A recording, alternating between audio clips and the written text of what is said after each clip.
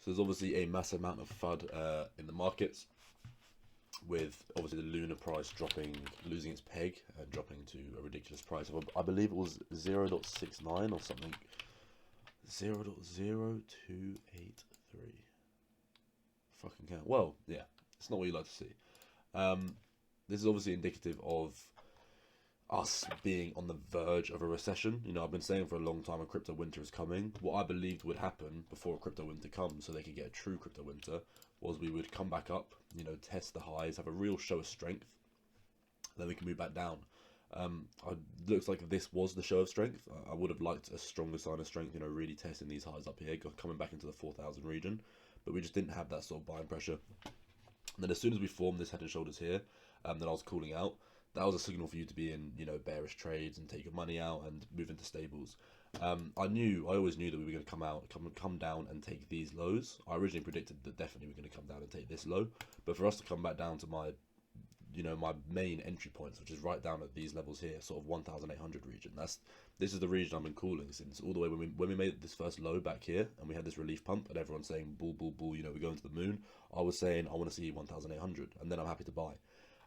For it to happen so fast is just, you know, pretty ridiculous. I think it shows that a lot of people in the space, investors, do not have the conviction that you need yet in this asset class. I mean, for the market to dump like this, it's not just, you know, individuals that are bad traders. It's institutions being bad traders. It's institutions getting cold feet and dumping off all their bags, which is obviously a massive wealth transfer. If they want to get rid of all their cryptos at these levels, they can feel free to do it. Obviously, they're very scared, especially with Luna losing its peg. I mean, this is absolutely fucking massive. Luna was a giant in the space.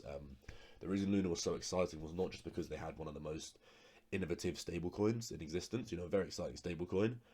They also they're primarily backed by Bitcoin, which is weird because most projects will back themselves with ETH, but these guys were complete Bitcoin maxis and backed the Luna treasury with Bitcoin.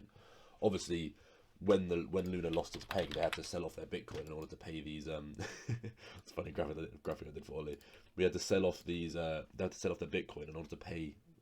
Just to get the peg back. If you don't know, to back a stablecoin, let's say you release $1 million in stablecoins, you need $1 million in real fucking money to back that.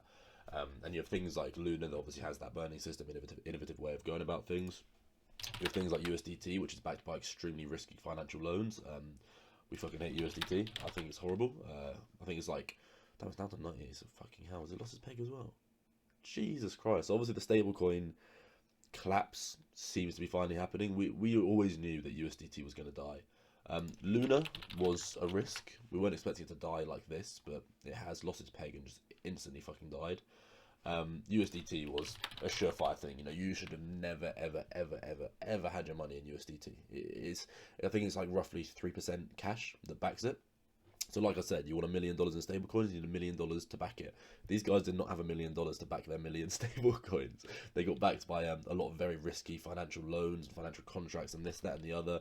A bunch of basically fucking financial bullshit to back this, which isn't really true backing. The best one obviously being USDC from Circle. USDC is by far the best stablecoin, even if it's slightly below the $1 peg, which is actually really worrying.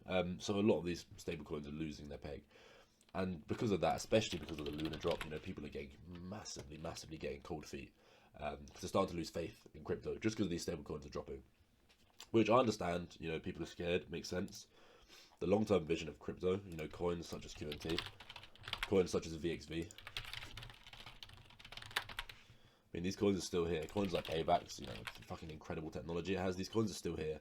And what's happening at the moment is everyone, when we were up here, everyone's saying, "Oh my god, if I ever got the chance to buy a fucking $2,000 Ethereum, I'm fucking putting my whole house into it." Well, you have that chance now. In fact, you have a chance to buy better than those levels. And is the urge to buy there? It's not. This is really what makes a good trader. You know, this is a time when everyone's fucking shit scared, and even institutions are selling off their bags. I mean, Luna had to sell off their Bitcoin, but there's some other institutions selling off large amounts of cryptocurrencies because they're fucking foolish and they don't understand that selling at these levels is so stupid. The scary thing is that we are likely going to enter into a recession in not too long of a time. I do this almost every video. I pull this up. Money supply USD. If you look at the money supply of the US dollar, you know, it's just absolutely fucking ridiculous. I mean, that is just, it's absolutely fucking ridiculous. You know, if you think this, if you don't know what this is the amount of dollars that is printed. I'm just gonna fucking, it's just confusing people. This is the amount of dollars that is printed, and you can see when we hit COVID what happens. It goes absolutely fucking bonkers. If you think this is sustainable, if you think, so let's say everybody had to use US dollar and there was 100 US dollars in existence. So only in the whole history of the world, 100 US dollars has been printed. Since COVID, another 100 US dollars has been printed. Your money is quite literally, from a supply perspective, not from a demand perspective, from a supply perspective, is quite literally half as valuable. It's not sustainable. It's fucking horrible. If you think the 2008 financial crash was bad, this is so much worse. So much worse. And you might be saying, you know, Wolfe, you're telling me that we're fucking about to go into recession, everyone's about to die, everyone's about to lose their jobs, lose their homes, etc, etc, etc. It's going to be fucking disaster. So why are you telling me to pick up AVS? Why are you telling me to pick up ETH? Why are you telling me to pick up these crypto coins? Because on the other end of this, when we do get out of this, when it does finally turn into, you know, not financial boom, but we start to recover, people are not going to have faith in the world economy anymore. 2008 was a test of the world economy. And if you, what's a good movie to watch? The Big Short. Go and watch The Big Short, and you can start to understand how the 2008 financial crash happened. And the most important thing is not how it happened and why it happened, although that is important and shows that if you give these people, these Wall Street traders, these fucking banks and everything, if you give them control of money, they will abuse the fuck out of it. And that's why crypto is so important in one sense. It's not just that, it's also the fact that after these fucking banks were caught out for just this horrible, horrible fucking scam, these scammy loans, like getting people into fucking subprime mortgage loans and fucking everyone over, after they were found out about it, there's one banker that went to jail. One fucking banker. How many bankers went to jail in 2008? 47 bankers went to jail. Oh, what? I thought it was one. Well, anyway. Okay, so it looks like some people were held responsible, but still, 47 bankers, and all the banks were bailed out. You know, it's not exactly a fucking... a big crackdown. And also the sort of mortgages that caused this 2008 financial crash, I believe they're back, and the banks have started, you know, some banks, not all banks, have started approving them again, which is fucking insane. And this was just mortgages and houses. With this financial crash, this is just 2008 mortgages and houses crash. Everyone got fucking shit scared. They got bailed out somehow. How do they get bailed out? Oh, the US dollar just added it onto their fucking debt.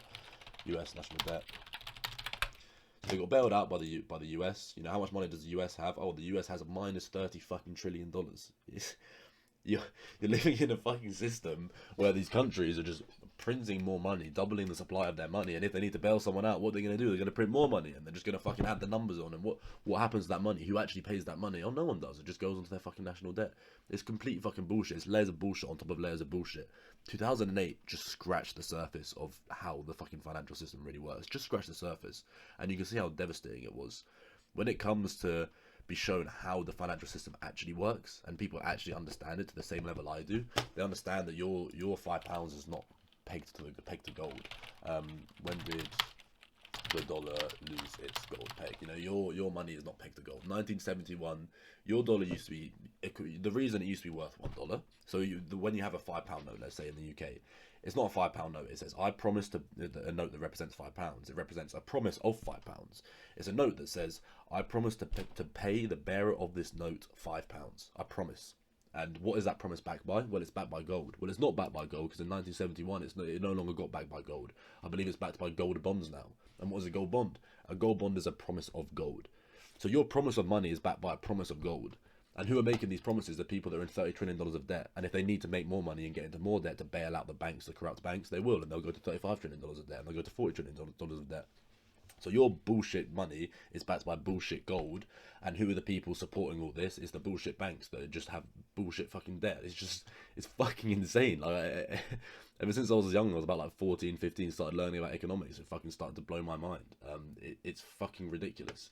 And that's why I'm such a maxi of crypto, because you know, if I have ETH in my account, I have ETH in my account. What is my ETH worth? My ETH is worth ETH. What is it backed by? My ETH is backed by ETH.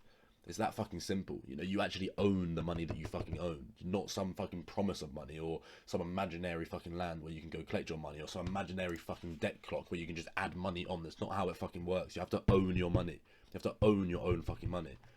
Sorry for getting a little bit angry, but it's just fucking ridiculous to see institutions selling their money off. And what are they going to sell their money off into? US dollar.